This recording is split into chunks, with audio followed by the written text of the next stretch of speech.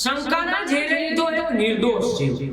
ગોંડલના પતિની શંકા બની પત્નીના મોતનું કારણ.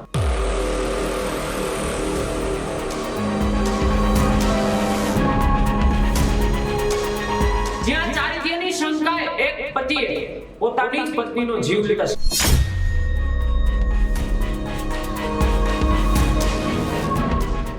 સમગ્ર વિસ્તારમાં ચકચાર મચી જવા પામ્યો છે.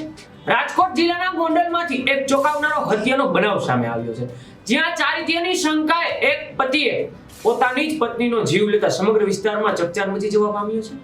ગોંડલના વરાકોટડા રોડ પર હનુમાનધાર પાછળ આવેલી એક વાડીમાંથી પરપ્રાંતીય મહિલાનો મૃતદેહ મળી આવતા સ્થાનિક પોલીસ દોડતી થઈ હતી.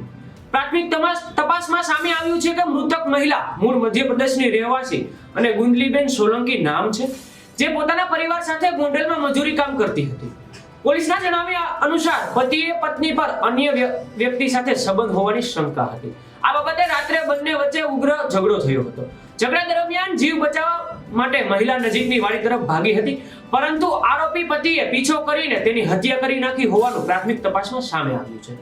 બનાવની જાણ થતાં જ ગોંડલ બી ડિવિઝનના પીઆઈ જીએસ ગઢવી સહિતનો કાફલો ઘટના સ્થળે પહોંચી અને તપાસ શરૂ કરી હતી. મૃતદેહ શિવમ સાર્વજનિક ટ્રસ્ટની એમ્બ્યુલન્સ મારફતે ગોંડલ હોસ્પિટલમાં વધુ ફ્લોરેસિંગ માટે રાજકોટ ખસેડવામાં આવ્યા હતા. હાલ પોલીસે હત્યાનો ગુનો નોંધી ફરાર આરોપી પતિને ઝડપી પાડવા માટે તપાસમાં ચક્રો ગતિમાન કર્યા છે.